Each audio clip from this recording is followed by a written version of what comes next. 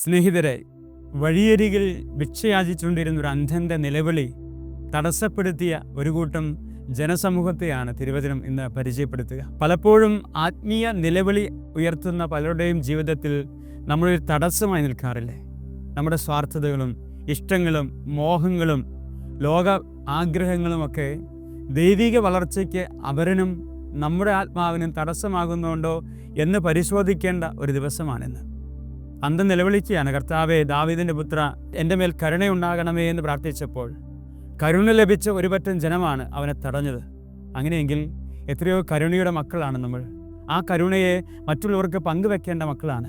മറ്റുള്ളവരെ കൈപിടിച്ച് സ്വർഗത്തിലേക്ക് ഉയർത്തേണ്ട മക്കളാണ്. അതിനൊന്നും കഴിയാതെ നമ്മുടെ പാപ സാഹചര്യങ്ങളും നമ്മുടെ മോഹങ്ങളും ഇഷ്ടങ്ങളുമൊക്കെ പലരെയും സ്വാർത്ഥതയുടെ ലോകത്തേക്ക് വഴിതിരിക്കുന്നുണ്ടെങ്കിൽ ആത്മശോധന ചെയ്യാം. ദൈവമേ, എൻ്റെ ആത്മാവ് സ്വർഗത്തോളം ഉന്നതമാകട്ടെ. അധപതിച്ച ജനസമൂഹത്തെപ്പോലെ എൻ്റെ ജീവിതവും അധപതിക്കാതിരിക്കട്ടെ. ദൈവം അനുഗ്രഹിക്കട്ടെ. ആമേൻ.